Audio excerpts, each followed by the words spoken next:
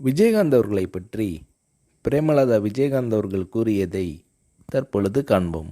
கல்யாணத்துக்கு முன்னே இவருடைய படங்கள் நிறைய பார்த்துருக்கேன். இவர்தான் கணவராக வருவார்னு நினச்சி கூட பார்க்கல. எங்கள் சொந்த ஊரான மூங்கில் துறைப்பட்டில் ஒரு தேட்டர் இருக்குது. அங்கே இவருடைய படங்கள் அதிகமாக ஓடும்.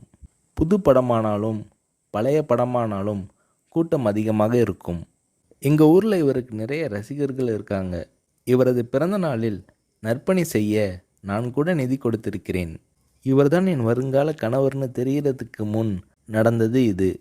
என்னை பெண் பார்க்க வரும்போது சபரிமலைக்கு மாலை போட்டிருந்தார். ஒரு நடிகருக்குரிய பந்தாவே இல்லாமல் ரொம்ப சிம்பிளாக வேட்டி சட்டை போட்டு வந்திருந்தார். என்னை நேருக்கு நேராக கூட பார்க்கல. எனக்கும் அவருக்கும் நிச்சயம் செய்யப்பட்ட பின் நான் அவருடன் பார்த்த முதல் படம் புலன் விசாரணை. அவர் மதிக்கிற பெரியவங்க கிட்ட எழுந்து நின்று வரவேற்று பணிவாக பேசுவார்.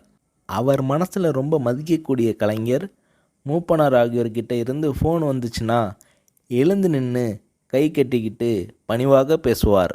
என்னை பிரேமான்னு அன்பாக கூப்பிடுவார். அன்பான கணவர், நல்ல பிள்ளைகள், ஒரு பெண்ணுக்கு இதைவிட பெருசாக என்ன வேணும் என பூரிக்கிறார் திருமதி பிரேமலதா விஜயகாந்த் அவர்கள்.